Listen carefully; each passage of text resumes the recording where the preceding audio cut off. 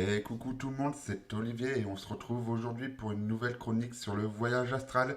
Et je vous avoue que même si je connaissais le terme de voyage astral, même si je savais ce que cela voulait dire, j'ai quand même été très impressionné par la quantité d'ouvrages, qu'ils soient en livres, séries, films ou même sites internet sur ce domaine qui va dans beaucoup de sens. C'est pour ça qu'il vous fait faire attention et justement ne pas regarder justement qu'une seule source pour justement ce côté de voyage astral, car justement les avis peuvent diverger.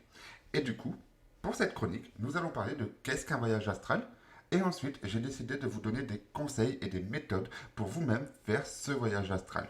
Je tiens à vous rappeler que ce soir, un sondage sera présenté pour choisir la prochaine chronique. Et surtout, n'hésitez pas à liker et à partager un max cette vidéo. Merci à tous. Allez, on commence directement avec qu'est-ce qu'un voyage astral. Le voyage astral désigne l'impression que l'esprit se dissocie du corps physique pour vivre une expérience, une existence autonome et explorer librement l'espace environnement. Ce domaine a plusieurs noms, que ce soit le voyage astral, la sortie astrale, les expériences hors du corps, etc., etc. En tout cas, nous, pour cette chronique, nous allons rester sur le terme voyage astral. Nous pouvons aussi rapprocher le voyage astral aussi comme un rêve lucide. Mais les personnes ayant pratiqué distinguent le voyage astral de l'autoscopie. C'est un mot assez compliqué, mais dans l'autoscopie, la personne verrait son double depuis son corps physique à l'extérieur d'elle-même, alors que dans un voyage astral, la personne a la sensation de voir son corps physique depuis l'extérieur de celui-ci. Elles sont connues dans les milieux ésotériques, dans le mouvement. Mais à côté, comme je l'ai indiqué, le sujet est vraiment vaste. Et ça, justement, je vous invite justement à lire quelques ouvrages justement sur ce domaine-là, où les personnes racontent justement leur vécu, leur anecdote, leurs sensations justement qu'ils ont pu avoir pendant ces voyages astrales qu'ils peuvent faire, qu'ils soient peu fréquents ou fréquents. Mais je ne veux pas justement rester trop longtemps sur ce premier chapitre. C'est très basique, vous savez plus ou moins qu'est-ce qu'un voyage astral dans la définition. On va directement passer au chapitre numéro 2, comment faire un voyage astral soi-même. Et là, dès le début, il vous faut savoir qu'il vous faut vous préparer votre corps et votre esprit à cette projection. Cela ne peut pas se faire en deux-deux. Certaines personnes auront plus de facilité, d'autres moins. Mais il ne faut jamais se démoraliser par rapport à cette situation et toujours insister dans les efforts, car là est justement le chemin à parcourir. Le premier point à prendre est de commencer le matin.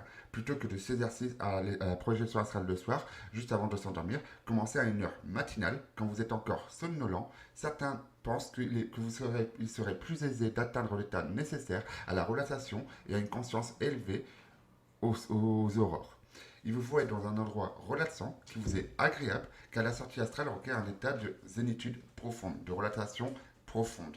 Il est donc important de vous relaxer le plus possible, que ce soit avec de l'encens, des pierres ou même de la musique. Là, ce choix vous appartient à vous seul.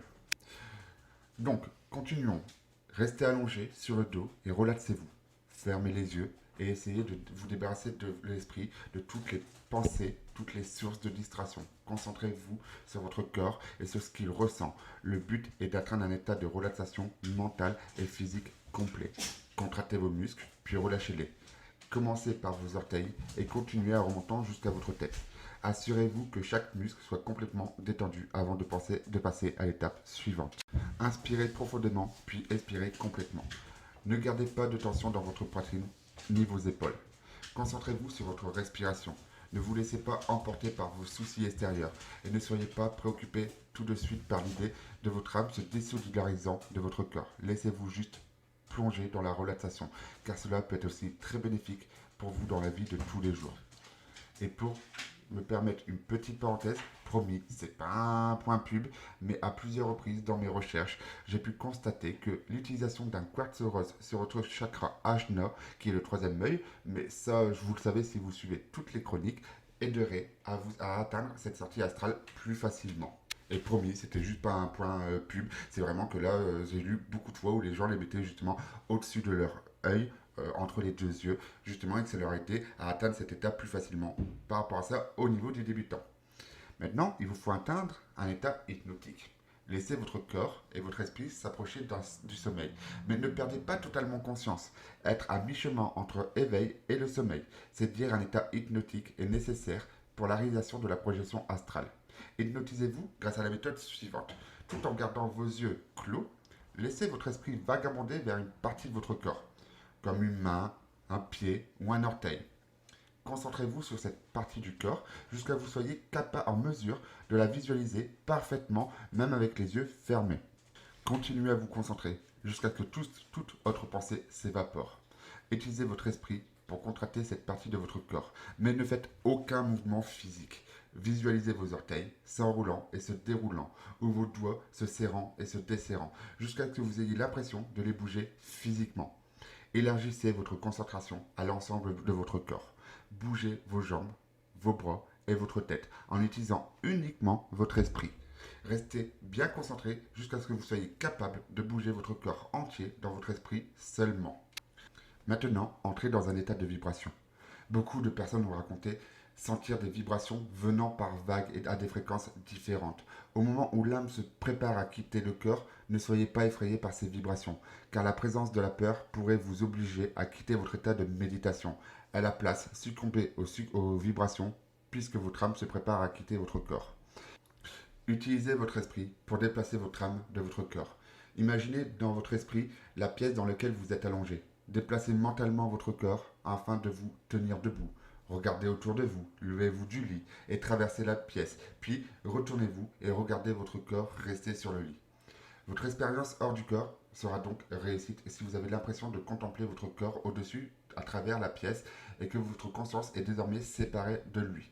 Cela demande beaucoup d'entraînement pour arriver à ce résultat. Si vous avez du mal à détacher complètement votre âme de votre corps, essayez d'en détacher seulement une main ou une jambe pour commencer.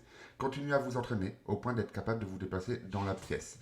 Pour cela, ce n'est pas grave, même si cela peut vous prendre beaucoup plus de temps, car justement l'expérience donne aussi ce côté relaxation, comme on le disait. Vous avez besoin d'être détendu et cela est tout de même bénéfique pour vous.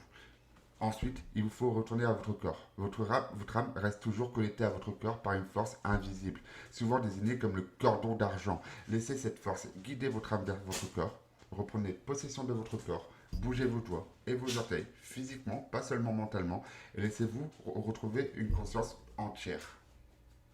Il est important de vous expérimenter et de ne pas courir avant de savoir marcher. Il est inutile de renoncer face à un échec, car à chaque fois que vous insisterez, vous vous surpasserez et cela ne peut être que bénéfique. En tout cas, j'espère que cette vidéo vous aura plu. Si c'est le cas, n'hésitez pas à lâcher un max de pouces bleus et de commentaires. Et sur ce, je vous dis à bientôt pour une prochaine chronique spirituelle.